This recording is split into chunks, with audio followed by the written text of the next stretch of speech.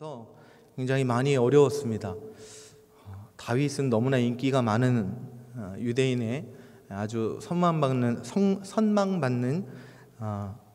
인물이고, 또 많은 이야기들을 우리가 이미 성경을 통해 많이 알고 있기 때문에 어떤 말씀을 전해야 될까 참 두려운 마음이 있었습니다. 그런데 주님께서 주시는 마음은 사울의 기본에 대해서, 기본기에 대해서 주목해보라 라고 하는 마음을 주셔서 오늘 사무엘상에 다윗이 처음 기름 부음 받고 16장부터 17장에 이어지는 그런 이야기들을 중심으로 다윗에 대해서 함께 나누는 그런 시간이 되기를 원합니다. 사무엘상 16장의 14절 이하를 보게 되면 다윗이 이제 사울과 처음으로 관계 맺게 되는 그러한 장면이 나옵니다. 그 장면을 우리가 함께 찾아서 읽어보면 이렇습니다. 여호와의 영이 사울에게서 떠나고 여호와께서 부리시는 악령이 그를 번뇌하게 한지라. 하나님의 영이 사울에서 떠나가고 하나님께서 사무엘을 통해서 다윗에게 기름 부으라는 명령에 따라서 오늘 14절의 바로 앞부분에 이 사무엘이 다윗을 찾아서 기름 붓는 그런 이야기가 등장하고 있습니다. 그 이야기 다음에 바로 오늘 14절의 이야기가 시작이 되는 것이죠. 이 14절 이야기는 많은 신학자들이나 또는 설교가들, 강해자들에게 참 여러 가지 궁금증을 줍니다. 하나님께서 악령을 부리시는가 아닌가, 이 화두가 굉장히 중요한 화두가 되죠. 그래서 하나님이 선하신 분인데 어떻게 악령을 부리실 수가 있는가, 신정론이라고 해서 이제 신학자들도 이것에 대해서 연구를 많이 하고 있습니다. 그런데 결론적으로는 알 수 없습니다. 성경에 풀 수 없는, 인간의 지혜로는 해결할 수 없는 그러한 부분의 본문이죠. 그러면 하나님께서 이 본문을 우리에게 허락하신 이유가 우리를 번뇌하기 위해서 이 말씀을 허락하셨을까요? 아니라는 것입니다.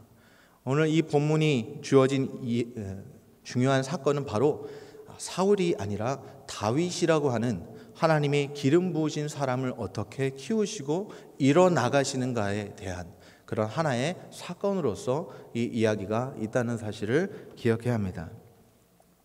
사울이 악령에 시달리는데, 악령에 시달리게 된 중요한 이유가 있습니다. 그것이 무엇이냐면 바로 여호와의 영이 떠나갔기 때문입니다. 여러분, 성령이 우리에게서 떠나가실 수도 있다라는 거죠. 성령이 우리를 떠나가시면 무엇이 임한다고 오늘 말씀은 기록하고 있습니까? 악한 영의 영향이 임하는 것이죠. 사울도 성령이 떠나가자 악한 영으로 인하여 그의 마음과 심령 가운데에 번뇌하게 되었습니다. 번뇌는 무엇입니까? 두려워하고 염려하고 초조하고 불안해하는 것을 의미합니다. 하나님께서 우리 가운데에 평안을 주시는 분이신 줄로 믿습니다. 하나님이 우리를 떠나시면 우리에게는 평안이 없어집니다. 여러분, 이 시간 옆에 계신 분들에게 우리 샬롬하고 인사했으면 좋겠습니다.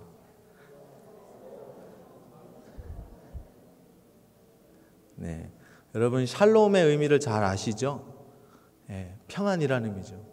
안녕하십니까? 우리나라 말로 안녕하십니까입니다. 근데 유대인들이 샬롬 할 때는요, 그냥 안녕하십니까?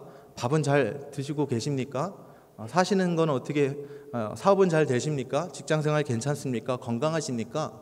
이거를 묻는 게 아닙니다. 유대인들의 샬롬은 하나님의 평강이 그들 가운데 당신에게 있습니까? 라고 하는 질문입니다. 여러분, 다시 한번 샬롬 하시겠습니다. 이제는 어떤 의미로? 하나님의 평강이 여러분에게 있습니다. 자, 샬롬 옆에 계신 분하고, 하나님의 평강이 여러분 가운데 있기를 원합니다.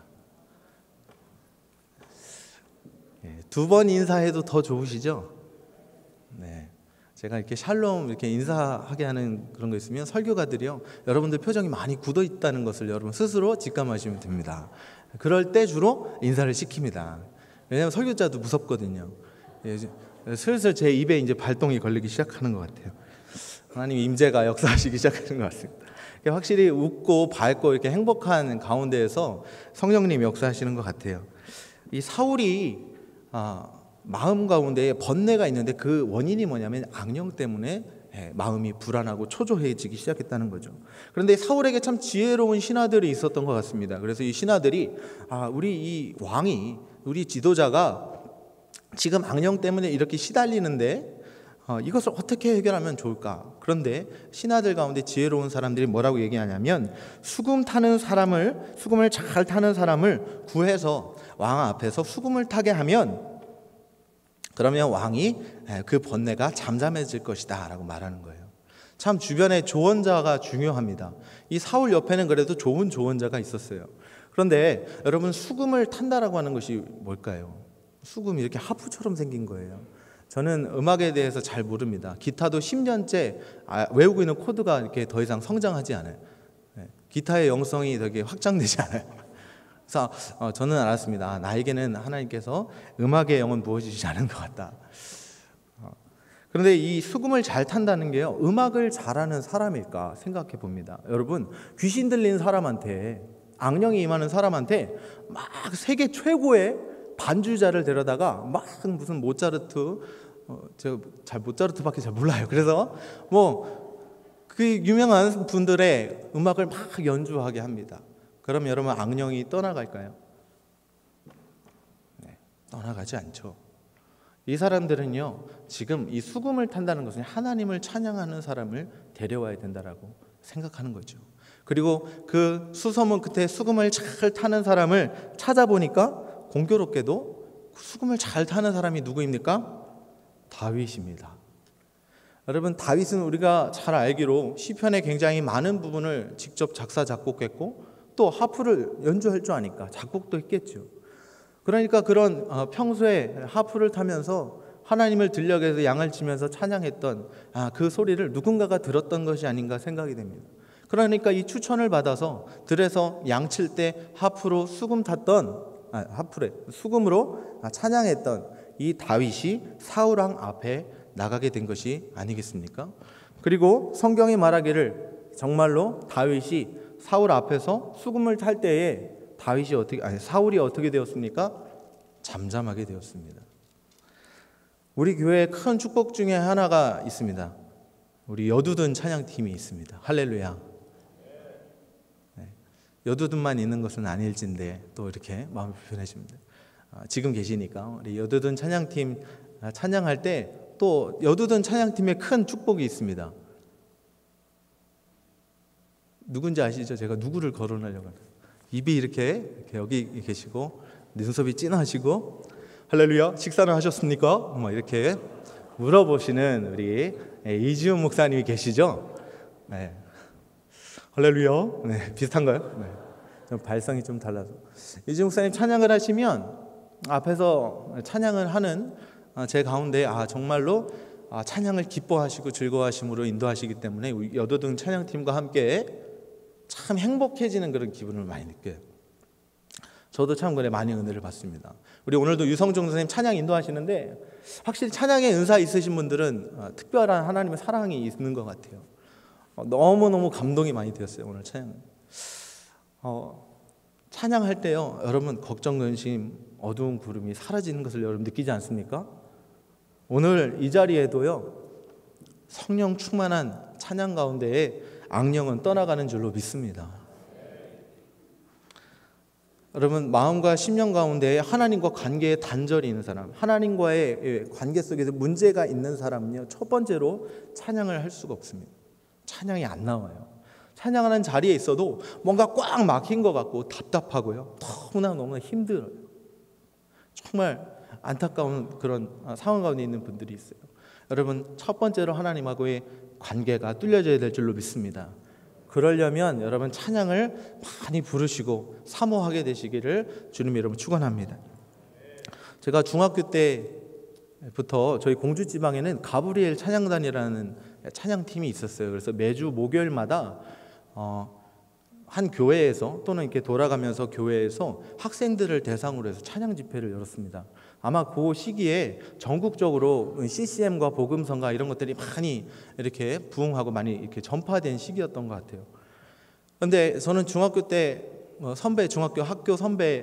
중학교 그 교회 선배들의 초청을 받고 가서 그 찬양 집회 한번 가게 된 다음부터 중학교 때부터 고등학교 3학년 때까지 그 찬양 집회를 목숨 걸고 쫓아다녔습니다.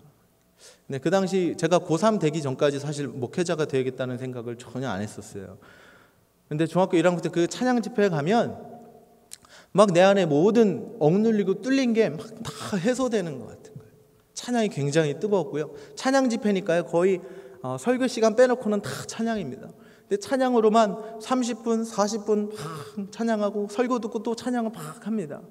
그러면 너무나도 감사한 것은요, 모든 내 안에 번뇌와 고민과 염려와 초조와 불안함이 싹 사라지는 거예요. 여러분, 오늘 우리의 찬양 가운데 그러한 하나님의 역사가 있기를 주님으로 축원합니다. 여러분, 혹시 자녀들 가운데 교회 가고 싶어요? 교회 가서 기도하고 싶어요? 예배 드리고 싶어요? 찬양 집회 가고 싶어요? 여러분, 그런 자녀들이 있다면 여러분 절대로 말리지 마시기를 바랍니다. 오죽하면 노래방 가고 싶어요 이런 얘기 안 하고 기도하러 가고 싶어요. 얼마나 힘들면 여러분 그러겠습니까? 저희 어머니께 제가 너무나 감사한 것 중에 하나가 뭐냐면 한 번도 제가 찬양 집회 가는 거에 대해서, 심지어는 학교 선생님들은 저를 못 가게 하려고 엄청 노력하셨어요. 근데 저는 유서 같은 비슷한 편지들을 통해서 그 모든 어려움들을 헤쳐나가고 결국 유일한 공주고등학교 역사에 없는 1, 2, 3학년 항상 목요일 열회 조광희 교회 이렇게 써있는, 그래서 저는 한 번도 목사 된다고 한 적이 없지만 친구들은 당연히 쟤는 목사 될 거라고 생각했던 그런 추억이 있습니다. 근데 그만큼 찬양이 너무 은혜가 있는 거예요. 그만큼 우리가 하나님께 영광 돌릴 때 하나님께서 우리 가운데 역사하심이 크다는 겁니다. 그때 저만 같겠습니까? 아닙니다. 지역에 있는 수많은 중고생들이 선생님들의 여러 그런 질책과 경고 속에서 어려움하고, 어떤 친구들은 막 맞으면서 막 오는 친구들도 있었어요. 그럼 박해의 시대입니다. 그런데도 너무나도 감사한 것은 그곳에서 주어지는 은혜가 너무나도 컸던 거예요. 여러분, 오늘 다윗을 하나님께서 하나님의 새로운 왕으로, 새로운 통치자로 이스라엘 민족 가운데에 이제 사울 대신에 다윗을 세우셨을 때에 중요한 조건이 무엇이었겠습니까? 하나님을 찬양하는 마음이 다윗 가운데 있었기 때문이라고 믿습니다. 그래서 다윗이 처음 이제 세상 가운데 드러나는 이 본문의 시초에 바로 그가 수금을 타는 것으로 사울 왕의 번뇌를 고쳐주는 이 찬양 사역자로서의 모습을 우리 가운데 드러나게 하신 겁니다. 여러분, 찬양 부를 때에 원수마귀 사탄이 떠나간다는 사실에 대한 확신을 가지시기 바랍니다. 저는 실제로 그것을 보게 되는 경험을 했습니다. 제가 섬기던 교회에 귀신 들린 양신 역사라고 하죠. 그런 분이 오셨어요. 그런데 다 이렇게 그런 분이 오셨으니까 벌써 다 이렇게 경계가 되고 뭔가 두려움이 있고 같이 예배를 드려도, 참 놀라운 것은요, 귀신 들린 사람도 교회 예배당에 걸어 들어올 수 있다는 거예요. 그런데 거기서 구별되는 것이 무엇이냐면 절대로 찬양을 하지 않더라고요. 입을 딱 다물고 끝까지 그냥 주변을 이렇게 째려보면서 계시더라고요. 여러분, 우리 가운데 무엇보다도 하나님을 찬양하는 마음이 있기를 주님으로 축원합니다. 자유로움이 있기를 원합니다. 우리가 찬양할 때 원수마귀 사탄이 틈타지 못한다는 확신을 가지시길 바랍니다. 하나님께서 이와 같이 이 다윗을, 또 특별히 다윗의 이 찬양에 대한, 하나님을 경외하고 하나님을 높여드리고 하나님을 사랑하는 이 모습을 귀하게 여기셔서 다윗을 선택하셨고, 또 그 다윗에게 첫 번째로 주어진 사명이 무엇이었냐면 바로 나쁜 왕을 섬기는 겁니다. 다윗에게 주어진 첫 번째 임무, 그리고 다윗의 성품이 드러나게 되는 것은 무엇입니까? 그가 바로 사울을 섬기는 역할을 부여받았다는 거예요. 여러분, 악한 영에 시달리는 통치자를 여러분 섬긴다고 생각해 보십시오. 쉬운 일이 아닙니다. 저 통치자가 잘못되었음을 알면서도 불구하고 그것에 순종해야 되는 상황. 여러분, 이것이 참 어려운 일이에요. 그런데 이 다윗에 대해서 생각해 보면요, 다윗은 이새의 아들인데 이새에게는 8명의 아들이 있었습니다. 이 8명의 아들이 있는데 그 중에 다윗이 몇 번째입니까? 마지막, 그죠? 8번째 아들입니다. 그러니까 다윗은요, 그의 족보상으로도요 순종에 익숙한 사람일까요, 아닐까요? 형들이요 7명이에요. 여러분, 끔찍합니다. 제 친구 중에 이제 형 동생 이런 그 남남이죠. 두 명이 있는 그 형제 집에 제가 친구 집에 놀러 가봤는데 형이요 동생을 딱 떠다보면요 동생은요 벌써 긴장하고요 막 형이 때릴까봐 막. 그런데 여러분 그 위에 형이 7명이었다고 생각해 보십시오. 더군다나 그 과거에 다윗은 엄청 순종을 아마 배웠을 것 같습니다. 그런 상황 가운데 순종하니까 무슨 역사가 일어납니까? 하나님께서 순종하는 사람을 택하신 것이 아니겠습니까? 다윗에게 그래서 첫 번째 주어진 임무는 바로 악신이 들린 악한 영에 의해서 고통받는 그러한 사울을 섬기는 일이었다는 것이죠. 그러나 이것에 대해서 다윗이요 절대로 불평불만하지 않습니다. 사울은 다윗을 처음에 사랑했습니다. 16장 후반절에 보면요 너무나 사랑해서 그에게 자기의 무기를 맡기기까지 했대요. 그래서 다윗이 주로 하던 일이 하프하거나 아니면 사울의 무기를 들고 서 있는 일이에요. 만약에 여러분 우리 마음 가운데 다윗 마음 가운데 내가 사무엘에게 기름 부음 받아가지고 이미 왕으로서의 권한을 받았는데 사울의 무기를 들고 서 있어요. 만약에 조금만 다른 마음이 있었더라면 단칼에 사울을 죽이고 왕이 될 수도 있는 상황입니다. 그런데 다윗은 절대로 그런 생각도 하지 않아요. 그저 묵묵히 그 일을 감당할 뿐입니다. 여러분 우리 가운데에 무엇보다도 순종하는 마음이 있기를 주님으로 축원합니다. 하나님의 뜻이면 우리의 머리와 생각으로는 이해되지 않을지라도 순종하는 사람, 그 사람을 하나님께서 지도자로 사용하여 주시는 것을 기억하시기 바랍니다. 그래서 참 훌륭한 지도자들은 바닥부터 즉 어려운 모든 어려움들을 다 헤쳐나가고 경험하고 그러고 나서 쓰임받는 경우들을 많이 보게 됩니다. 우리에게 어려움이 왔을 때 우리에게 감당할 수 없는 납득할 수 없는 그런 일들이 있을 때에 순종할 수 있는 그런 지혜가 있기를 주님의 이름으로 축원합니다. 그리고 17절에 보게 되면 이제 하나님께서 다윗에게 있어서는 평생 잊을 수 없는 믿음의 싸움, 격전의 현장을 경험하게 하시죠. 블레셋 사람들이라고 하는 민족이 이 이스라엘 사람들에게 찾아와서 끊임없이 싸움을 겹니다. 여러분 이스라엘에게 있어서 블레셋은 굉장히 피곤한 존재예요. 좀 상종하지 않았으면 하는 그런 존재입니다. 그런데 오늘 본문에도 보면 이 사람들이 이스라엘을 찾아와서 끊임없이 시비를 걸고 전쟁을 걸어요.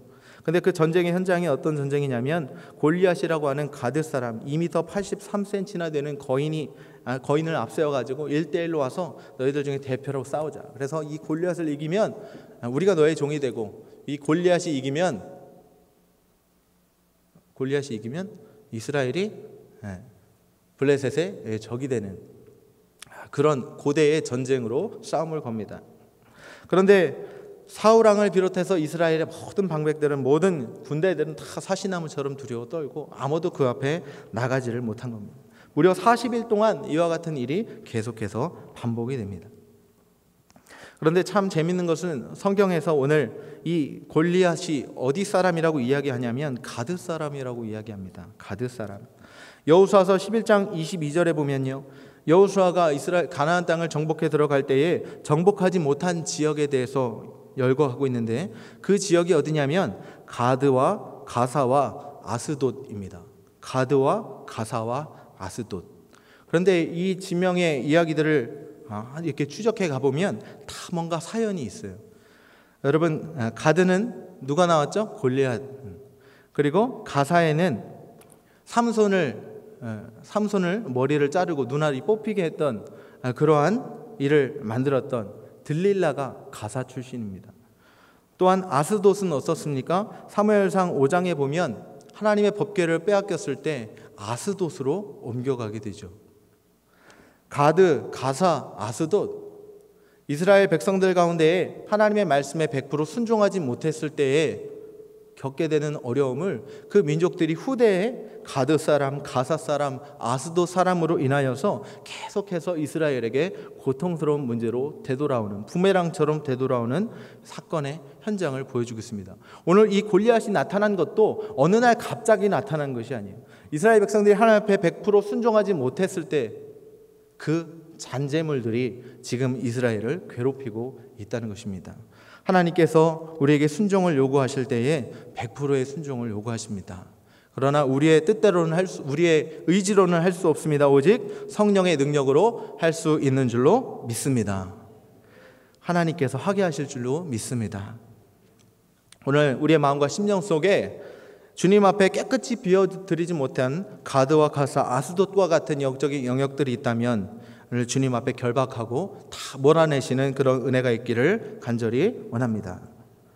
이제 이 전쟁의 상황 가운데 나아가는데 다윗이 이때까지는 왕궁에 거한 것이 아니라 오늘 17장 15절에 보면 다윗이 사울에게로 왕래하며 라고 기록하고 있습니다. 즉 하프도 연주하고 칼도 들고 있다가 집에도 왔다 갔다 했던 것으로 보여집니다. 왔다 갔다 하다가 아버지의 심부름으로 이 전쟁 상황 가운데 나가 있는 형들에게 심부름하던 길에 목격하게 되는데, 무엇을 목격하게 되냐면 골리앗이 이스라엘 백성들과 하나님을 조롱하는 장면을 목격하게 됩니다. 그리고 그 마음과 심령 속에 막 불일 듯 분노가 일어나요. 선한 거룩한 분노가 일어나는 것이죠. 어떻게 우리 하나님 아버지를 욕하고 있는데 이렇게 가만히 있을 수 있느냐는 거예요. 그래서 마음이 막 분노가 일어나서 막 떠듭니다. 그리고 이 소식을 전해들은 사울이 다윗을 불러다가 내가 전쟁에 나가겠습니다. 다윗을 말리죠. 사울이 너는 어린 소년이고 골리앗은 어릴 적부터 훈련받은 강한 용사인데 네가 어쩌라고 그러냐. 아닙니다. 다윗이 오히려 왕에게 믿음의 말을 선포하죠. 걱정하지 마십시오. 염려하지 마십시오. 우리 하나님께서 내가 들녘에서 곰을 물리칠 때도 사자를 물리칠 때도 함께 하셨던 그 하나님께서 오늘도 역사하실 것입니다. 사울은 그런 다윗을 불쌍한 눈으로 쳐다보면서 제가 죽으려고 그러는구나. 그래서 갑옷을 입으라고 합니다. 다윗은 갑옷도 거절하죠. 여러분, 다윗에게는 어떤 영성이 있었을까요? 유진 피터슨이라고 하는 유명한 신학자이자 성경 해석학자이자 번역가죠. 메시지 성경을 지은 분이죠. 그분이 다윗에 대해서 책을 하나 냈는데 그 책의 제목이 현실에 뿌리박은 영성이라고 하는 책입니다.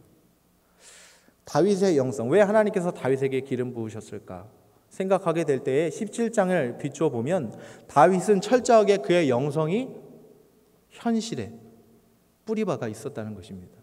다윗의 현장, 다윗의 현실은 무엇입니까? 일상입니다. 자신이 많이 거주했던 곳, 자신이 많이 머무는 곳. 다윗은 주로 양치는 자였기 때문에 들녘에서 있었어요. 들녘이 바로 다윗의 영적인 현장입니다. 여러분, 여러분에게 있어서 영적인 들녘은 어디입니까? 저에게 있어서 영적인 들녘은 교회예요. 여러분에게 있어서 영적인 들녘은 어디십니까? 여러분의 삶의 자리가 되어야 될 줄로 믿습니다. 여러분이 가장 많은 시간이 임하는 곳, 그것이 바로 영적인 들녘입니다. 다윗은 그 영적인 들녘이었던 아무도 없는 그런 곳에서 양을 치면서 곰이 나타나도 사자가 나타나도 자신의 힘으로는 절대로 할 수 없는 그 상황 속에서 하나님이 함께 하시면 이 물매를 던지면 저 곰도 사자도 물리칠 수 있다는 사실을 수없이 많이 경험해 왔기 때문에 지금 2m 80이나 되고 갖가지 비늘과 같은 갑옷과 엄청난 무기로 무장한 그런 상황 속에서도 하나님이 나랑 함께 하시면 내가 이길 수 있다라고 담대하게 선포하고 있는 거예요. 저희 어머니께서 저를 위해서 기도하시는 부분 중에 가장 큰 것 하나가 뭐냐면 항상 담대하라, 이 말씀을 제일 많이 하세요. 담대하라. 근데 부모님이 저를 보실 때 저에게 가장 부족한 게 뭐라고 생각하실까요? 담대하라는 거죠. 저의 약점을 다 이렇게 알려드렸네요. 많이 기도해 주실 줄로 믿습니다. 저것이 저 목사의 약점이구나 이렇게 생각하시는 분 하나도 없을 줄 알았습니다. 다윗의 담대함을 볼 때마다 저는 너무너무 부끄럽고 떨립니다. 어떻게 저렇게 그랬을까? 그것은 바로 그가 그의 들녘의 현장에서 수없이 많이 믿음으로 물매를 던져왔기 때문이에요. 여러분의 삶의 자리에서 오늘 믿음으로 얼마나 많은 돌매를 던지고 계십니까? 하나님이 승리하게 하신다라고 하는 믿음으로 여러분 던지고 계십니까? 전도지 초청장이 나왔습니다. 전도지를 나눠줄 때 이것이 여러분에게 영적인 돌팔매가 되기를 주님으로 축원합니다. 역사하시는 분은 하나님이십니다. 우리는 하나님이 기뻐하시는 영광스러운 찌라시로 쓰임받기를 주님으로 축원합니다. 생명나무 축제를 준비하면서 참 두렵고 떨리는 마음을 많이 겪게 되지만 그 마음 가운데 말씀을 통해서 우리에게 말씀하시는 것은 무엇이냐면 두려워하지 말라는 거예요. 하나님이 한다고 몇백 번, 몇천 번, 몇만 번을 얘기해도 우리 믿지 못하는 제 자신, 또 우리의 삶의 여러 들녘에서 일어나는 그런 상황 속에서 우리는 오직 예수 그리스도의 보혈을 의지할 수밖에 없는 것입니다. 여러분, 우리 들녘에서 훈련받는 강한 용사 되시기를 주님으로 축원합니다. 여러분, 제가 이렇게 하면 하나님 죽지 않을까요? 이런 큰 도전을 받은 때가 있습니다. 그래서 그 현장에 나갔습니다. 그런데 죽지 않더라고요. 다른 사람들은 다 죽을 거라고 했어요. 이게 고통의 이 몸과 관련된 게 아닙니다. 제 생각으로는 이렇게 선택하면 분명히 죽는다라고. 근데 가보니까 죽지 않더라고요. 왜 그렇겠습니까? 하나님이 저의 정말 티끌 같은 믿음에도 역사해 주신 은혜이기 때문입니다. 여러분, 들녘에서 하나님의 이름을 마음껏 선포해도 절대 죽지 않습니다. 왜냐하면 하나님께서 살아계신 실존에, 하나님이 살아계신 실존이시기 때문입니다. 하나님이 현실입니다. 다윗에게는 골리앗을 봐도 곰을 봐도 사자를 봐도 그것이 현실이 아니에요. 자기와 함께 하시는 하나님이 현실로 다가왔다는 것입니다. 여러분에게 있어서 현실은 무엇입니까? 눈에 보이는 상황입니까? 아니면 나를 위해서 죽기까지 희생하시고 부활하셔서 영원한 하나님의 나라를 예비하신 우리 예수님이 여러분의 현실이십니까? 오늘 이 말씀에 대한 깊은 도전이 있기를 주님의 이름으로 축원합니다. 하나님께서 여러분의 돌팔매 가운데 역사해 주실 줄로 믿습니다. 우리 힘차게 찬송 부르면서 오늘 이 말씀 가지고 기도하고 나아가기를 원합니다. 우리 찬송가 191장입니다.